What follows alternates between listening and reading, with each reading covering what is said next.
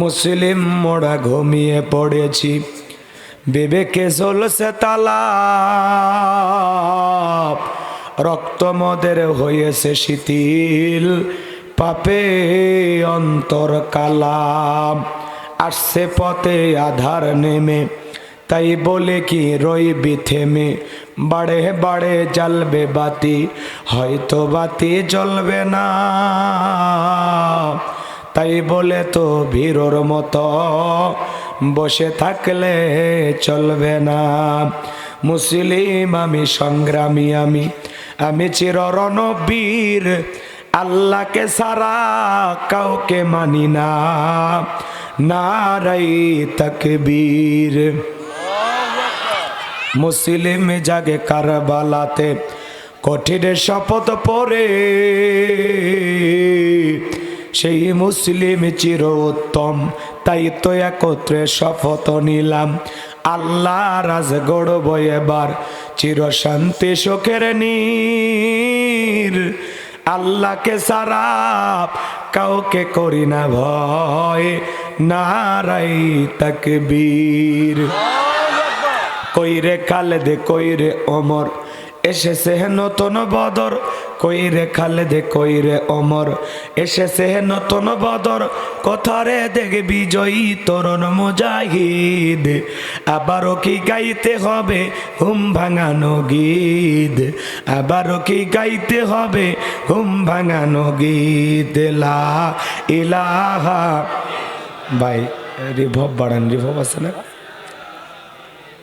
Eco দিয়েন না, আওয়াজটা একটু মোটা করে দেন। হয় আর এগুলো বক্স দিচ্ছেন, একটু আওয়াজ বাড়ান, এখানে আওয়াজ একটু কানে যেন আসে। লা ইলাহা ইল্লাল্লাহ, জোরে হরি বড়, লা ইলাহা ইল্লাল্লাহ, জোরে।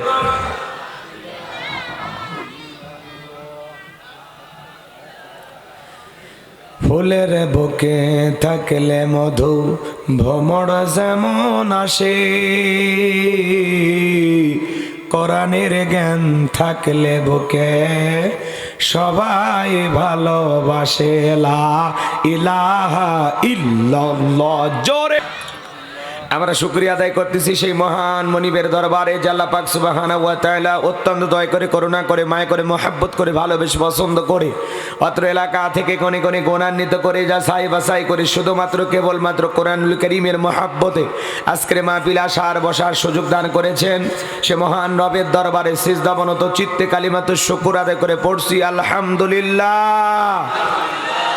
লক্ষ কোটি দরুদ সালাম মানবতার শ্রেষ্ঠ বন্ধু বিশ্বনবী বিশ্বনেতা জনবী আইকেমে জাহিলিয়াতের যুগ আগমন করে অসভ্য মানুষগুলোকে সভ্য বানিয়েছেন, অভদ্র মানুষগুলোকে ভদ্র বানিয়েছেন। কোরআন নামের সংবিধান দিয়া, কোরআনের রাজ কায়েম করে সোনালী যুগ উপহার দিয়া মদিনার পাক ভূমিতে শায়িত আছেন। সে রাসূলের প্রতি কলিজা ভরা মহব্বত নিয়ে পড়ছি দরুদ সালাম, সকলেই পড়ুন সাল্লাল্লাহু আলাইহি ওয়াসাল্লাম। সম্মানিত ভাইরা, আজকের প্রোগ্রামে আসতে পেরে বসতে পেরে আপনারা খুশি না বেজার? কারা কারা বেজার দুই হাত তুলে দেখান তো দেখি। আলহামদুলিল্লাহ। দিনাজপুরের মানুষ অনেক চালাক হয়ে গেছে।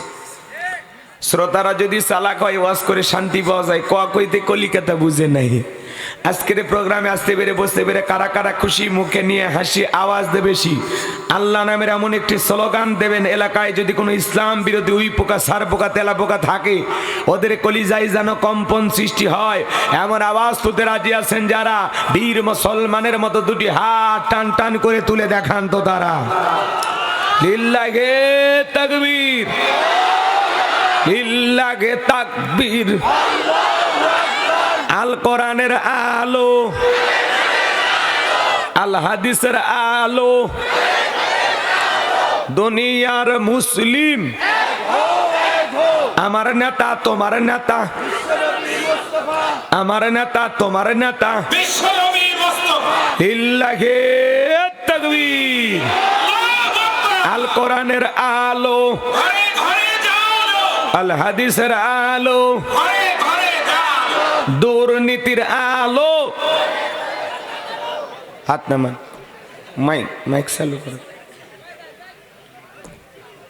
বোঝেন নি সারা, ওই মাইক চালু করেন না। দাম করে তাকবীর দিলে ভয় লাগবে তো, আমি কেঁপে উঠছি। অনেকে ঝোঁকে তালে বলে ফেলেছেন দুর্নীতির আলো ঘরে ঘরে জ্বালো। বাংলাদেশে দুর্নীতি দমন কমিশন আছে না নাই? এরপরে দুর্নীতি কমেছে নাকি ডিজিটাল কায়দায় বেড়েই চলেছে? দিন যত গড়াচ্ছে দুর্নীতির পাল্লা তত ভারী হচ্ছে, কথা বলেন ঠিক কি না? আমরা চাই আমাদের প্রিয় মাতৃ বাংলাদেশ দুর্নীতি মুক্ত আল্লাহ কবুল করুন, চিল্লা বলুন আমিন। আমরা চাই আমাদের বাংলাদেশ মাদক মুক্ত আল্লাহ কবুল করুন, চিল্লা বলুন আমিন। আমরা চাই আমাদের বাংলাদেশ যৌতুক মুক্ত আল্লাহ কবুল করুন, চিল্লা বলুন আমিন। আমরা চাই আমাদের বাংলাদেশ নাস্তিক মুক্ত আল্লাহ কবুল করুন, চিল্লা বলুন আমিন। সম্মানিত ভাইরা, আমার ভূমিকায় লম্বা কথা নয়, সরাসরি মূল আলোচনায় প্রবেশ করতে চাই। তারপরে দুই একটি কথা না বললেই নয়। আমরা যত জায়গায় কোনো কথা বলতে যাই, অনেকে বলে হুজুর সাবধানে আলোচনা করবেন, ভুলে যাবেন না এলাকা কার। ওদের কথার সাইজ শুনে মনে হয় এলাকা ওদের বাবার, আছে না নাই? আওয়াজ দিলে পুরুষের মতো দেবেন, আমি করব ওয়াজ, আপনারা দেবেন আওয়াজ, জবাব দিবেন ঠিক ঠিক, আলোচনা হবে কমপ্লিট। শ্রোতাদের স্পিরিটে বাড়ে বক্তার হিট, আলোচনা হবে জায়গা মতো ফিট। কিছু আজ প্যান্ডেলে, কিছু আজ অ্যাঙ্গেলে, জ্ঞানী লোকের জন্য ইশারায় যথেষ্ট, কথা বলে ঠিক কিনা? অনেক জায়গায় ওয়াজ করতে গেলে বলে হুজুর ওয়াজ যা করবেন করবেন, খবরদার রাজনীতির কোনো আলোচনা করবেন না। আপনারাই বলেন তো আমার বাড়ি কোন জেলা? গাইবান্ধা। গরিব এলাকায় বাড়ি দেখে আমার জেলার নামটা নিতে আপনাদের কষ্ট হচ্ছে, একটু জোরে বলেন না আমার বাড়ি কোথায়? গাইবান্ধায়। আমি আসছি কোন জেলায়? দিনাজপুর। বিশ্বাস করেন আমি গাইবান্ধা থেকে দিনাজপুরে এসেছি শুধুমাত্র করণের কথা বলার আশায়, এছাড়া আমার আর অন্য কোনো উদ্দেশ্য নেই, কথা বলেন ঠিক কিনা? আর গাইবান্ধা থেকে দিনাজপুরে এসে রাজনীতি করে আমার কোনো লাভ আছে ভাই? আগামী নির্বাচনে এলাকার মহিলা মেম্বার পদে দাঁড়ানোর কোনো চান্স আছে? তাহলে আমি কেন এখানে রাজনীতি করব? যদি করাই লাগে নিজের জেলা গাইবান্ধাই করব, কথা বলেন ঠিক কিনা? এর জন্য আপনার টেনশন মুক্ত থাকবেন। আমি আপনাদের কথার সাথে একমত। আমি বাংলাদেশের রাজনৈতিক কোনো দলের বক্তা না, আমি রাজনৈতিক কোনো বক্তব্য দেব না। I will not say any political word because I am not a leader of any political party. কারণ এখানে সব দলের লোক আছে না নাই? এখানে বসে আছেন আওয়ামী লীগ, বিএনপি, জাতীয়বাদী, জামাত ইসলাম, জাসদ, বাসদ, চরমনা, আরশিদ, দানবিকে, ফুরফুরা, হাটাজার ওলামা, নিজামা, পাবলিক, ওলামা লীগ, গণতন্ত্র, গণফোরাম, সুসমাজ, বিকল্প ধারা, এলজিবি, বিডিএম, নাগরিক শক্তি, পিপিল সোসাইটি, 4 দল, 14 দল, 8 দল, 19 দল, 20 দল, হিফুস্তাম, বিএনএফ, বাংলাদেশ কংগ্রেস পর্যন্তই থাক। বাংলাদেশে কত দল? আবার ভিপি নুরের আছে গণ অধিকার পরিষদ, তৈমুর চাচা খুলেছিল তৃণমূল, বিএনপি, এত দলীয় লোক সেখানে। আমি কি বোকা দলীয় আলোচনা করব? এই দিক থেকে যদি একটা দলের লোক গুতা মারে, ওই দিক থেকে আর একটা দলের থানায় টেলিফোন করে, আমি হুজুর অবস্থা ভালো না খারাপ? কথা কয় না। এই জন্য আজকের মাহফিলে বাংলাদেশের রাজনীতি নিয়ে কোনো আলোচনা করা হবে?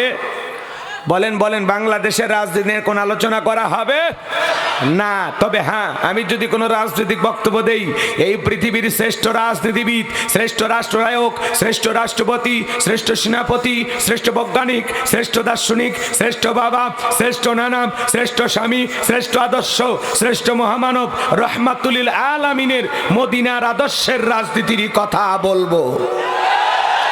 আমি যদি কোনো রাজনৈতিক বক্তব্য দেই, খলিফাতুল মুসলিমিন, আমিরুল মুমিনিন হযরত ওমর ফারুকের আদর্শের রাজনীতির কথা বলবো। সেই ওমর ফারুক আল্লাহর জমিনে আল্লাহর আইনকে প্রতিষ্ঠিত করতে গিয়ে নিজের কলিজার টুকরা ছেলেকে পর্যন্ত ছাড় দেয় নাই, কথা বলেন ঠিক কিনা? সেই মদিনাওয়ালার আদর্শের রাজনীতির কথা শোনার পর আপনার যেন আবার চুলকানি আরম্ভ না হয়, কারণ কোরআন হাদিসের হক কথা সবার পেটে হজম হয়। আপনারাই বলেন তো, সুদ করে সামনে যদি সুদের বিষয় নিয়ে আলোচনা করা হয়, ওকে দিনাজপুরের ভালো কোনো হোটেল থেকে মিষ্টি নিয়ে এসে বলবো হুজুর হা করেন একটু মিষ্টি খান, নাকি বলবে এই হুজুর এসে সুদের ওয়াজ কইরা আমার সুদের ব্যবসায় লাল বাতি জ্বালাইছে, কথা বলেন ঠিক কি না? যারা ঘুষ খায়, দুর্নীতি করে, হারাম খায় বুড়ি বানাইছে 26 মাসের গর্ভবতী, ওদের সামনে ঘুষের আলোচনা করলে খুশি না বেজার? যারা বেনামাজি নামাজ আসার খাইয়ে পইরা আল্লাহ সিজদা দেয় না, ওদের সামনে নামাজের ওয়াজ করলে খুশি না বেজার? যে সমস্ত মা বোনেরা বোরকা পরে না, পর্দা করে না, বুকে ওড়না পর্যন্ত নেয় না, জিন্সের প্যান্ট গেঞ্জি পরে রাস্তা দিয়ে হাইটে যায়, পিছন দিক দিয়ে তাকালে মনে দুটো সুপারি গাছ দাঁড়িয়ে আছে, এরকম বেহায়া বেপর্দা নারীর সামনে পর্দার আলোচনা করলে খুশি না বেজার? এক কথায় ওয়াজ যদি কারো বিপক্ষে চলে যায়, কিয়ামত পর্যন্ত সে বক্তার উপরে খুশি হবে না, কথা বলে ঠিক কি না? এই জন্য পরিষ্কারভাবে একটি কথা বলে দিতে চাই, আজকের আলোচনার সভাপতি সভাপতি স্যারের মতো হবে না, প্রধান অতিথির মতো হবে না, মাহফিল কমিটির মতো হবে না, বক্তার মতো হবে না, শ্রোতাদের মতো হবে না। আল্লাহর কোরআন যা বলবে গোলাম রব্বানি তাই বলবে। এতে কে খুশি কে বেজার ওইটা দেখার টাইম নাই। কথা বলেন ঠিক কি না? যুগে যুগে নবী রাসূলের দাওয়াতি কাজ করেছেন, তাদের দাওয়াতি কাজেও কাফের বেঈমানরা বাধার প্রাচীর তৈরি করে দিয়েছিলেন। এরপরে আল্লাহর পয়গম্বরেরা শত বাধার প্রাচীরকে ভেঙে আল্লাহর জমিনে আল্লাহর পথে মানুষকে দাওয়াত দিয়েছেন। কথা বলেন ঠিক কি না? আপনার আমার প্রিয় নবী কালিমার দাওয়াত দিতে গিয়ে কোরআনের প্রচার করতে গিয়ে মার খেয়েছেন, রক্ত জড়িয়েছেন, দান দান মোবারক শহীদ হয়ে গেছেন, লোহার টুপি মাথার ভিতর ঢুকে গেছেন। সাহাবা ইকরাম দিনকে প্রতিষ্ঠিত করতে গিয়ে মার খেয়েছেন, রক্ত জড়িয়েছেন, জীবন দিয়েছেন। ও বাংলার মুসলমান, 1971 সালে এদেশের মাটির জন্য, এদেশের স্বাধীনতার জন্য আপনার আমার পূর্বপুরুষেরা যদি রক্ত দিতে পারেন, জীবন দিতে পারেন, প্রয়োজন যদি হয় আল্লাহর জমিনে আল্লাহর দ্বীনকে প্রতিষ্ঠিত করতে গিয়ে, কোরআনের সমাজ কায়েম করতে গিয়ে নবীদের মতো সাহাবা ইকরামদের মতো বুকের তাজা রক্ত দিতে হয়। কারা কারা দিতে রাজি? দুই হাত তুলে দেখান।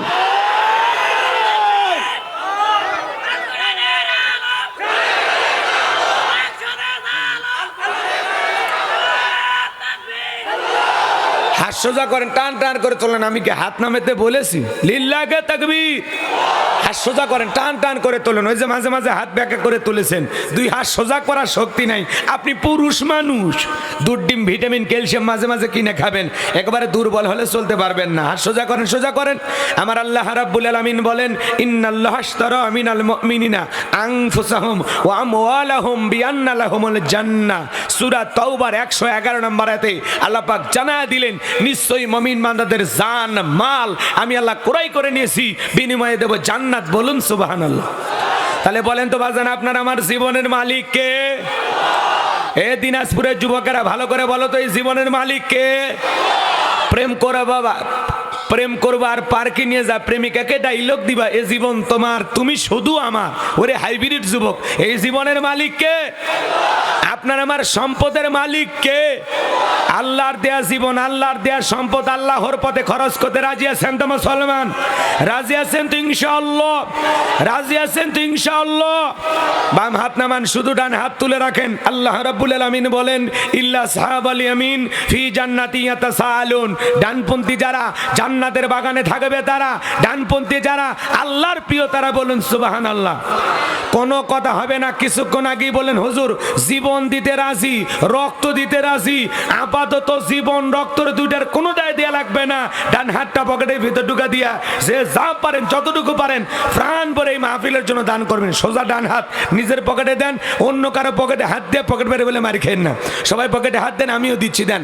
সবাই পকেটে হাত দেন। ছেলে পেলে যারা আসো, ব্যাগ নিয়ে, রুমাল নিয়ে, চাদর নিয়ে, যার কাছে যা আছে তাই নিয়ে মাঠে নামো, খেলা হবে, খেলা হবে। ছেলে পেলে যাবে, সবাই প্রাণ ভরে দেন, সবাই প্রাণ ভরে দেন। আমি দিলাম, আপনারা দেন। আল্লাহ সবাইকে দেওয়ার তৌফিক দান করুন। জোরে বলুন আমিন, আরো জোরে বলুন আমিন। সবাই পকেটে হাত দেন। 10, 20, 50, 200, 100, 500, 3000, 5000, 10,000, 1 লাখ, 2 লাখ, যে যা পারেন আল্লাহর হস্তে পকেটে হাত দিয়ে প্রাণ ভরে এই মাহফিলের জন্য দান করবেন। সোজা ডান হাত পকেটে দিয়ে আল্লাহর হস্তে কিছু টাকা বের করে দেন। এই স্বেচ্ছাসেবক কয়, ছেলে পেলে কয়, আপনাদের এই মাহফিল কমিটির যুবকেরা কয়? হ্যাঁ, এই ব্যাগ পার্টি কই? এই আপনারা চাদর দিয়ে কালেকশন করে আপনারা নিয়ে যান। এরা কই? এরা কই? যুবক কমিটি মাহফিল দিয়ে যায়, ছেলেবেলা কই? তোমরা কই থাকো?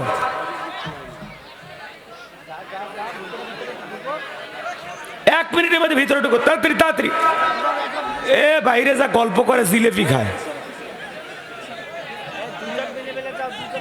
মেহরবানি করে সবাই প্রাণ ভরে দান করবেন। আল্লাহর হস্তে পকেটে হাত দিয়ে আল্লাহর হস্তে টাকা বের করে দান করবেন।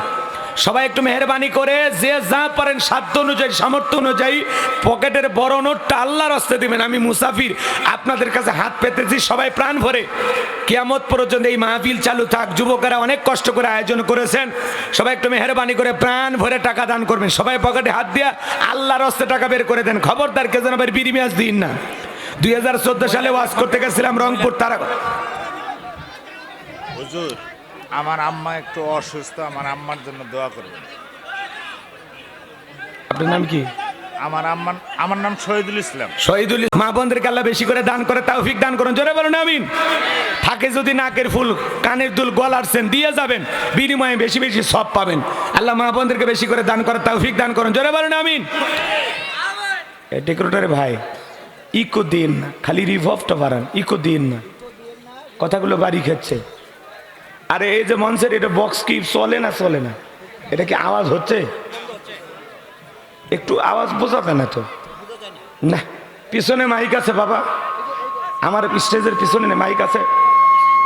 জীবনে কোনোদিন যদি আমার মাহফিলে তুমি দাওয়াত পাও, পিছনে মাইক লাগাবা 3-4টা, একটা ডাইরেক্ট বক্তার কানে দিবা, ঠিক আছে? পিছন থেকে আওয়াজ দিতে হয় বক্তার কানে, তাহলে ওয়াজ করে তৃপ্তি পাওয়া যায়। আমার কথা আগে আমাকে শুনতে হবে, ঠিক আছে? আমার কথা ঠিক মতো আমার কানে যদি আসে, এই কথাগুলো বলতে আমার ভাল লাগবে।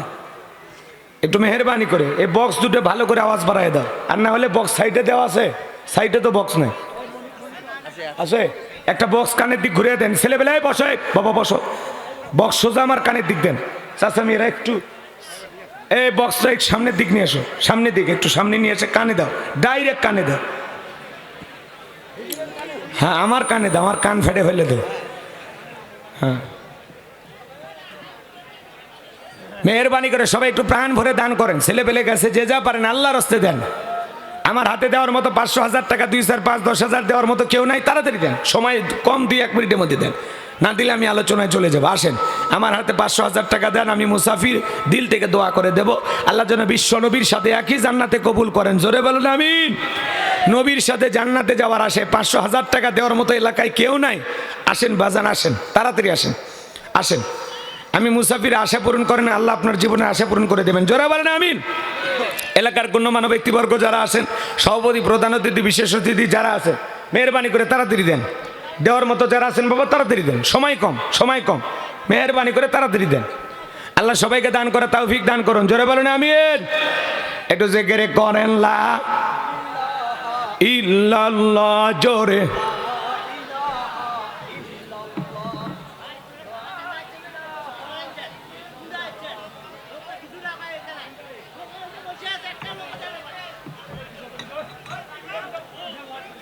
এ দাঁড়ানো ভাইরা বসেন, বসেন। এ ছেলেবেলে বাবা বসো, কয়েকবার ইশারা দিলাম, আমার ইশারা তো বুঝবা না, বান্ধবীর ইশারা ঠিকই বোঝো।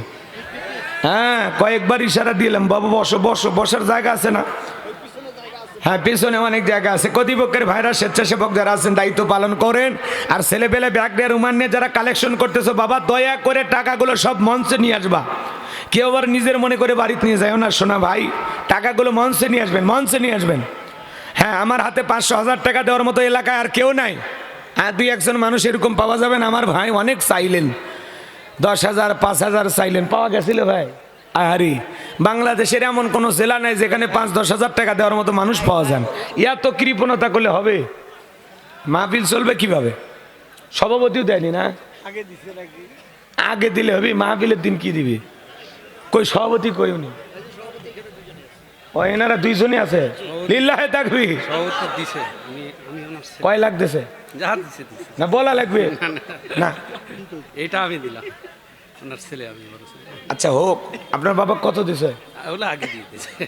10,000 কালেকশন ওনাদের হচ্ছে, আমাদের এলাকা ভিত্তিক কালেকশন করে ও কালেকশন হয়ে গেছে, তাহলে দোয়া করবো এখন নাকি? বাইরে যেগুলো আছে এলাকা ভিত্তিক মোটামুটি যেটা আপনারা মোটামুটি দিয়ে দিছে, মাশাআল্লাহ। তাহলে এত কষ্ট করে লাভ। হ্যাঁ ছেলেবেলে সবাই দিয়ে দাও বাবা, আল্লাহ কবুল করেন, জোরে বলেন। আমি বড় ছেলে, সভাপতি স্যারের বড় ছেলে, উনি 1,000 টাকা দিয়েছে, আল্লাহ কবুল করেন, জোরে বলেন আমিন। হায়াত বাড়ায় দেন, জিদ্দিগির গুনাহগুলো মাফ করে দেন। আমি এই হাই স্কুলের মৌলানা শিক্ষক। এই হাই স্কুলের মাওলানা শিক্ষক, আল্লাহর গোলাম, উনি 500 টাকা, জোরে বলেন মারহাবা। আল্লাহ কবুল করেন, হায়াত বাড়া দেন, জিন্দিগির গুনাহগুলো মাফ করে দেন, কোটি কোটি টাকার মালিক বানায় দেন, জোরে বলেন আমিন। এ ভাই টাকা টেবিলে রাখা লাগবে, ওই জায়গায় রাখেন, ওই জায়গায় রাখেন, সব এক জায়গায় করেন। এই আরো নিয়ে আসেন, এইটুকু টাকা, এ বাকিগুলো গেল করে। এ বাবা এই যারা ব্যাগ নিয়ে, রুমান নিয়ে, চাদর নিয়ে কালেকশন করতেছেন, সব টাকা মঞ্চে নিয়ে আসেন।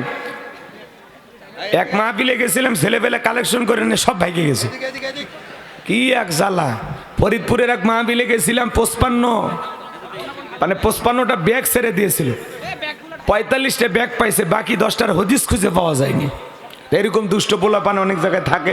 মহিলা প্যান্ডেল আমার মা বোন যারা বসেছেন, মা আপনারাও দান করবেন। আল্লাহ মা বোনদেরকে বেশি করে দান করে তৌফিক দান করেন। জোরে বলেন আমিন। চলেন, এদিক সেদিক যাওয়ার কোনো সুযোগ নেই, আমি ডাইরেক্ট এখন আলোচনায় চলে যাব।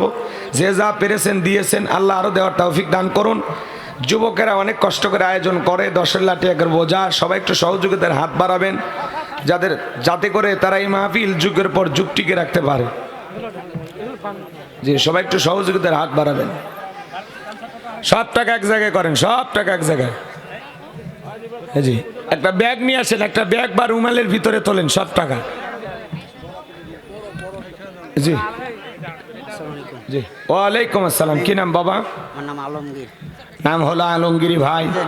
নায়ব আলীর ছেলে। ওই যে নাইব আলীর ছেলে, সহসভাপতি নাইব আলীর ছেলে আলমগীরি নাম। বাপের বেড়া মতো করছে একখান কাম, নগদ 500 টাকা। জোরে বলেন মারহাবা। আল্লাহ দানটা কবুল করেন, বড় দানে শামিল করেন। এ দান ছেলেকে লক্ষ লক্ষ টাকার মালিক বানায় দেন, দুনিয়া আখিরাতে ইজ্জত সম্মান বাড়ায় দেন। জোরে বলেন আমিন। আসেন আসেন দরদিরে আমার, দিয়া দন বজে মন কেড়ে নিতে কতক্ষণ। নদীরে কোল ভাঙে ও কোল গড়ে, এই তো নদীর খেলা। সকালবেলা টাকাওয়ালা তুই, ফকির সন্ধ্যাবেলা। দান করিলে মাল কমে না, নেকির পাল্লা হয় ভারী। গুনাহ খাতা মাফ করে দিয়ে আল্লাহ জান্নাতে বানায় দিও ঘর বাড়ি। জোরে বলেন মারহাবা।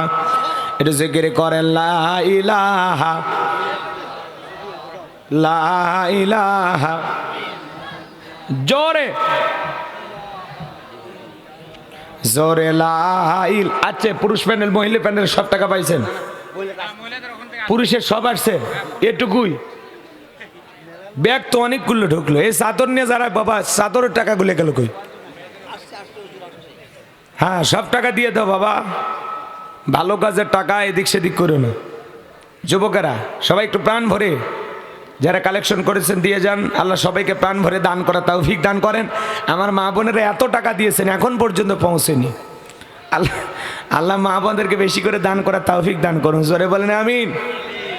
নেন, এই টাকাগুলো নেন ভাই। আপনি সব নাকি? ঠিক আছে, নেন। আর ওই টাকাগুলো একটা ব্যাগে তোলেন, তুলে পরে পরে হিসাব নিকেশ করেন। নেন, ধরেন, সবগুলো একটা ব্যাগে করেন, ব্যাগে ব্যাগে ঢুকেন। ওইভাবে টাকা রাখেন না, সব নজর ওই দিকে যাবে, বোঝেন না? টাকা জি, গামছা হোক তোয়ালে হোক সব টাকা ওই জায়গায় তোলেন। মা বোনদের ভিতরে কালেকশন চলতেছে, মা বোনদের টাকাগুলো মঞ্চে পাঠায় দেবেন। আমি আলোচনায় গেলাম, যা হয়েছে আলহামদুলিল্লাহ, মেনে নিয়েছেন তো? আচ্ছা ঠিক আছে। এখন ঘড়িতে যা বাজে বাজুক, 12টা পর্যন্ত কি ওয়াজ চলবে না 12:30? সারা রাত যারা আছেন তারা কি বক্তা মারার নিয়তে বসছেন? এগুলো কথা কনকে?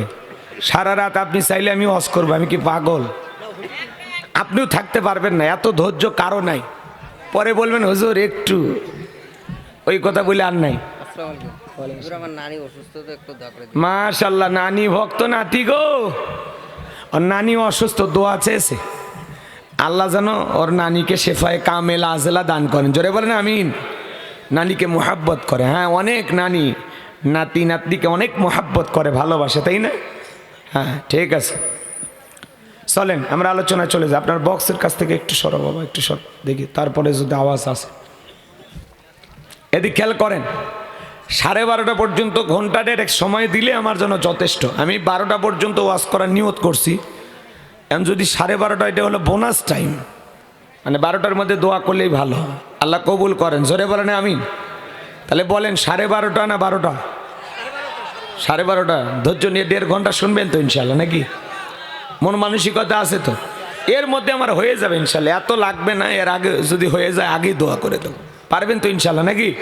তো কারা কারা 12:30 পর্যন্ত থাকবেন না? 2 হাত তোলেন। থাকবেন না কারা কারা?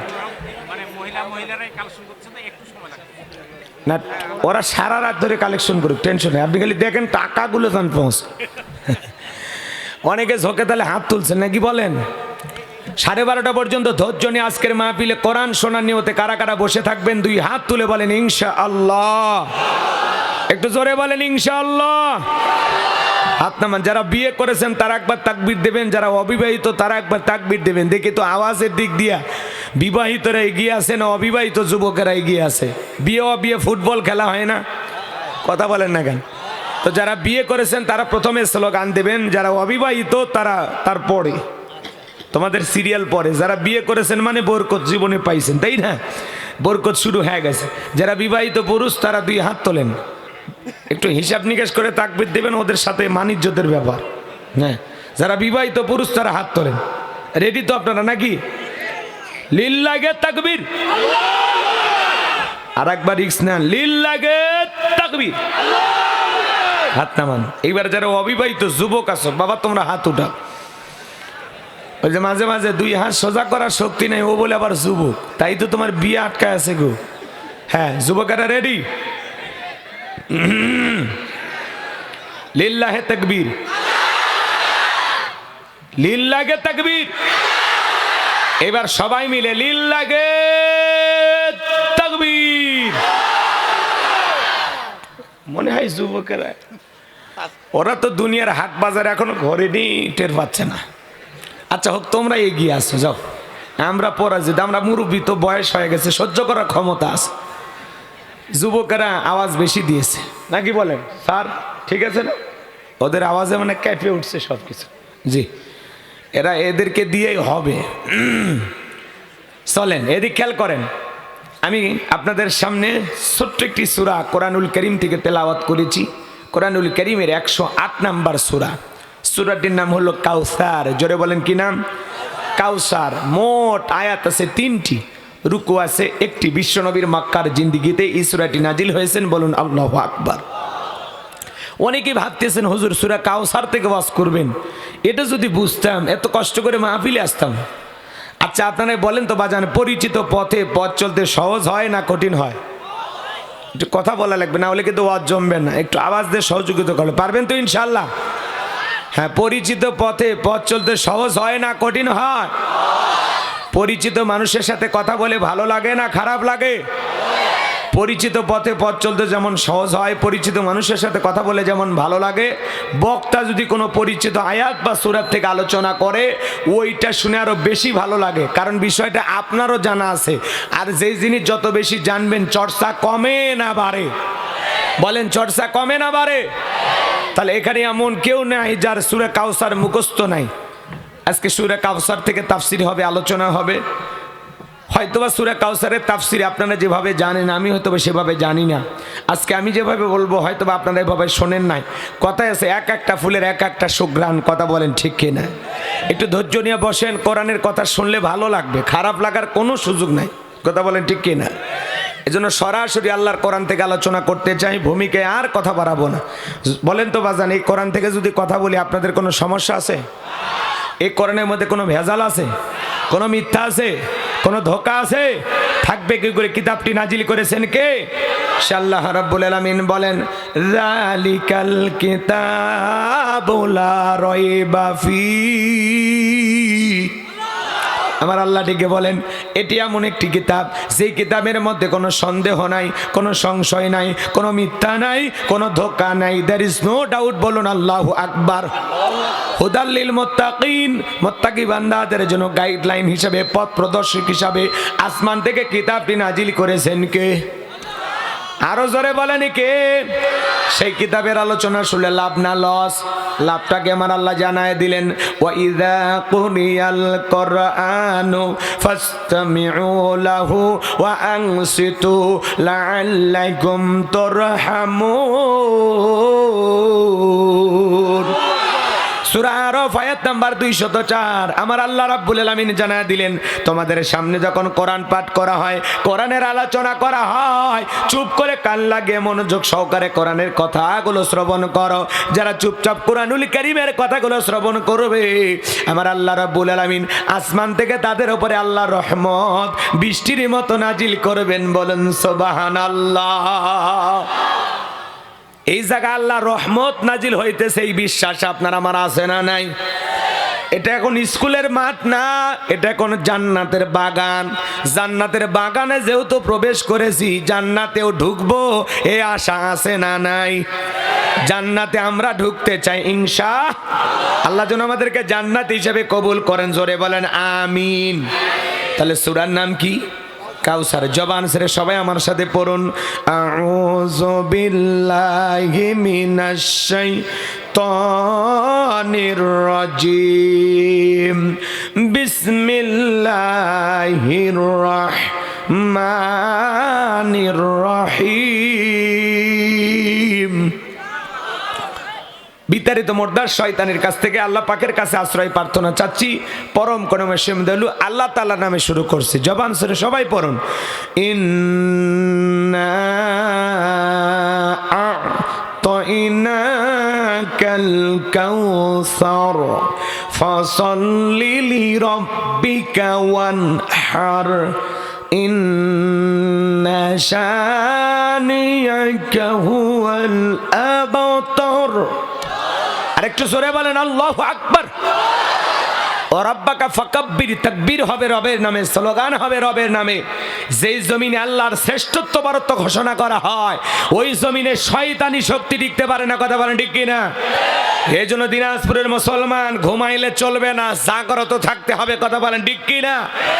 বাতিলকে কাবু করার মূল হাতিয়ার নারাই তাকবীর। এই স্লোগানে বাতিল থরথর করে কাঁপে।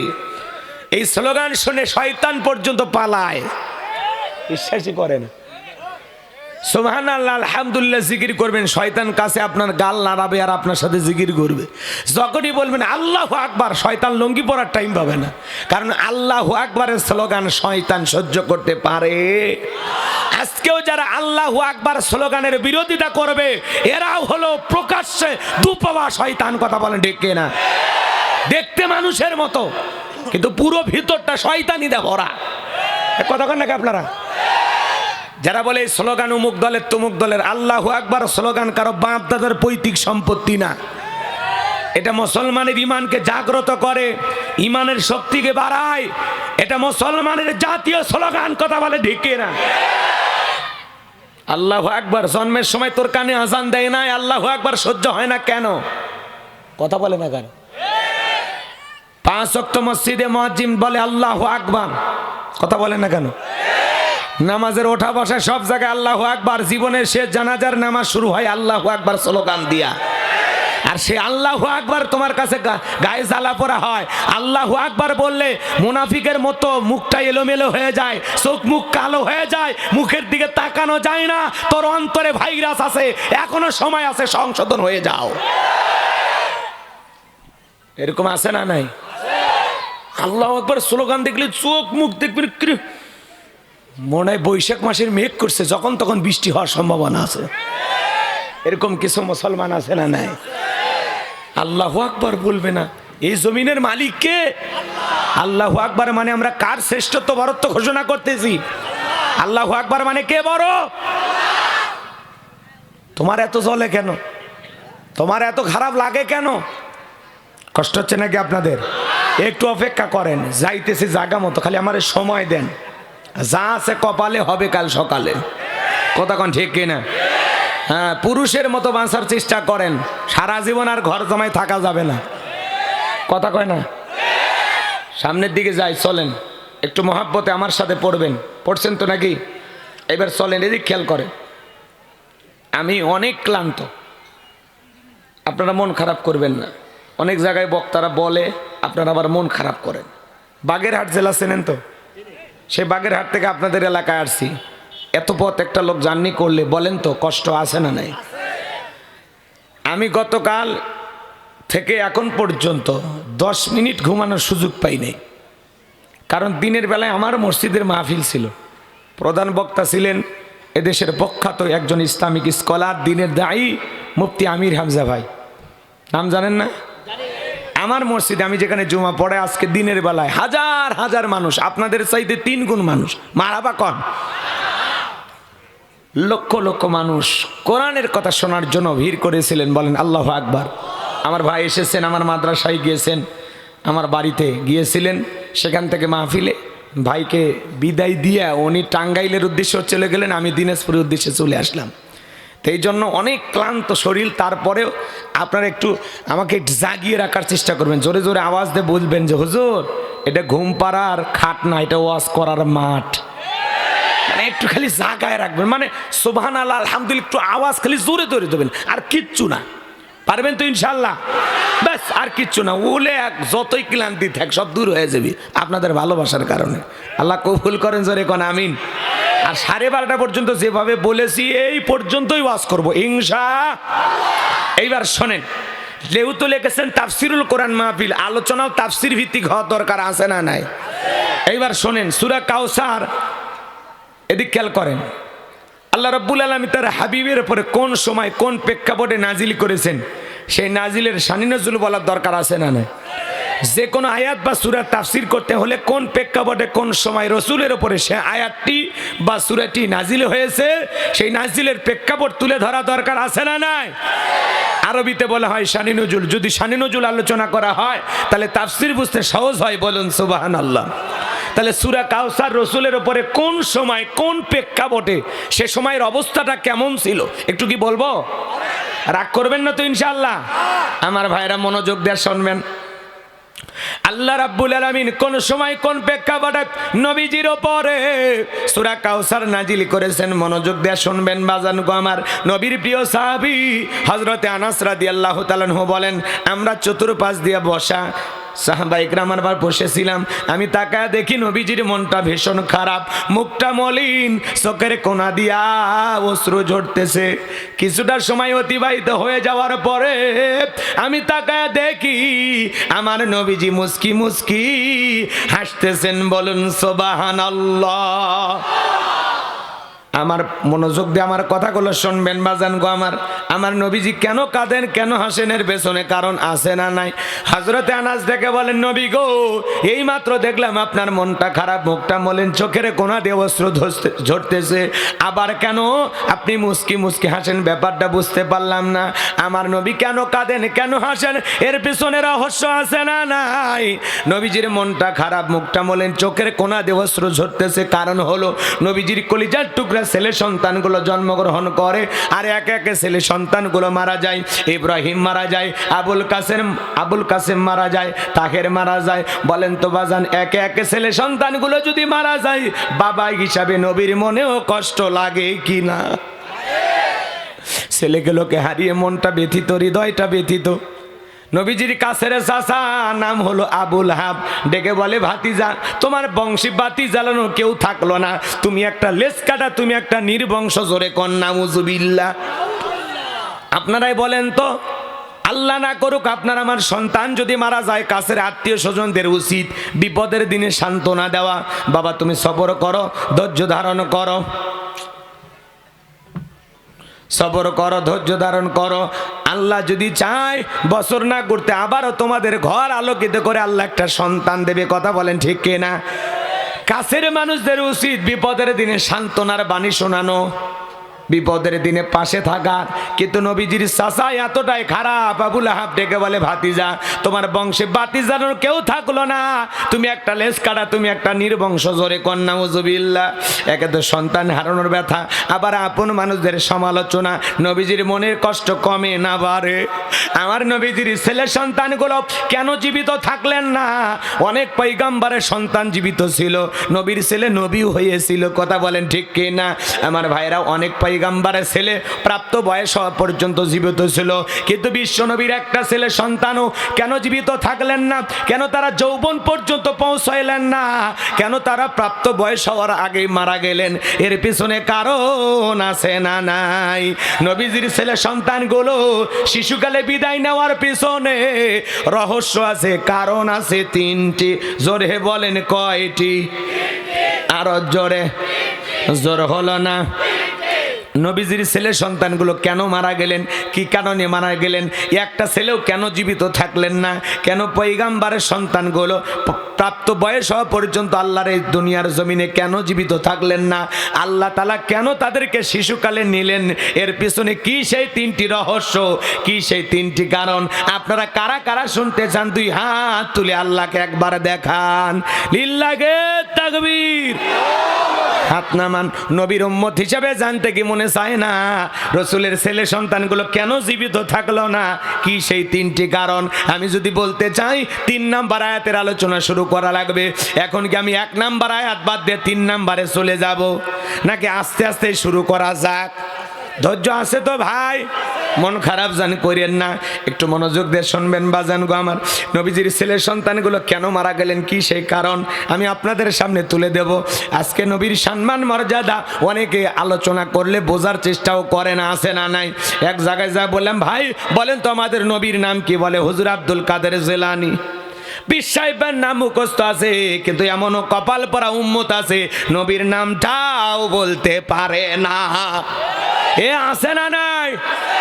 ভালো করে বোঝার চেষ্টা করবেন বাজান গো আমার, গভীর মনোযোগ দিয়ে শুনবেন।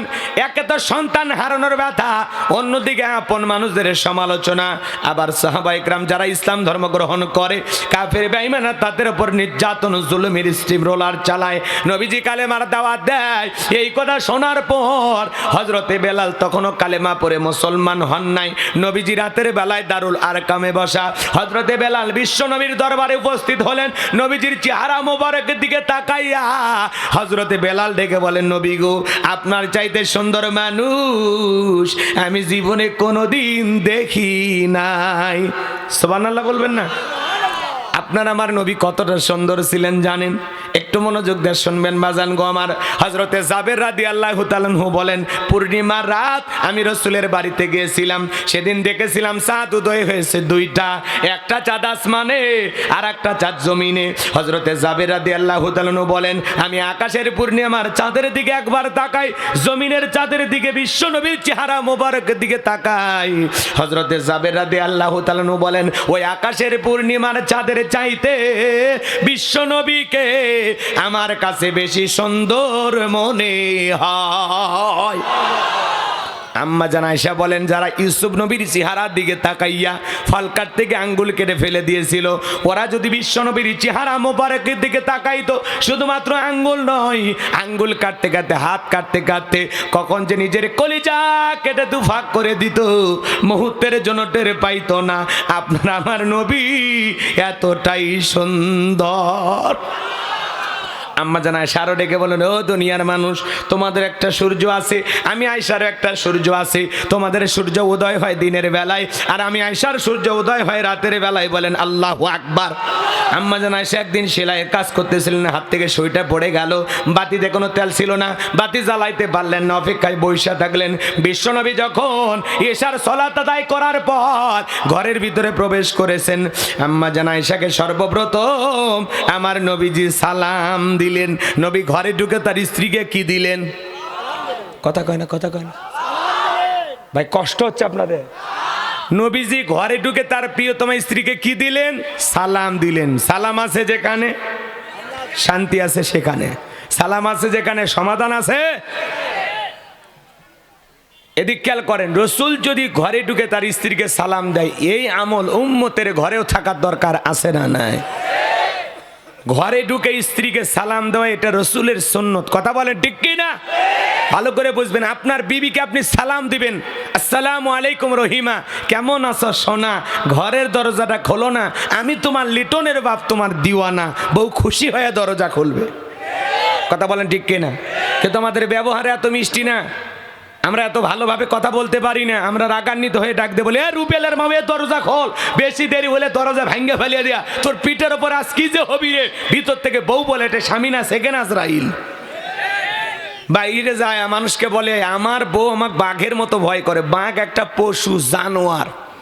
তার মানে বইয়ের কাছে তুমি মানুষ হতে পারো না। কথা বলেন ঠিক কি না? বইয়ের কাছে বাঘ হয়ে লাভ আছে? জায়গা মতো বাঘ হওয়া লাগবে। কথা বলেন ঠিক কি না? বইয়ের কাছে রোমান্টিক হওয়া লাগবে। আপনার স্ত্রীকে আপনি সালাম দেবেন, পারবেন তো ইনশাল্লাহ? প্রথমে সালাম দিবেন, এরপরে লোকজন যদি না থাকে বইয়ের হাত ধরে মুসাফা করবেন। কার হাত? এই যুবক কথা বলো না কেন? কার হাত? বইয়ের হাত। পাশের বাড়ির ভাবির হাত না, ধরলে ঝাঁটা দিয়ে পিটাবে। কথা কোন ঠিক কি না? হাত এদিকে খেয়াল করেন, হাত ধরে মুসাফা করবেন। একেবারে যদি ময়দান ফাঁকা থাকে, কোলাকুলিও সেরে নেবেন। একসাথে যদি এই তিনটা আমল করতে পারেন, আপনাদের দাম্পত্য জীবনের ওপরে আল্লাহর পক্ষ থেকে রহমত নাজিল হবে। বলেন সুবহানাল্লাহ।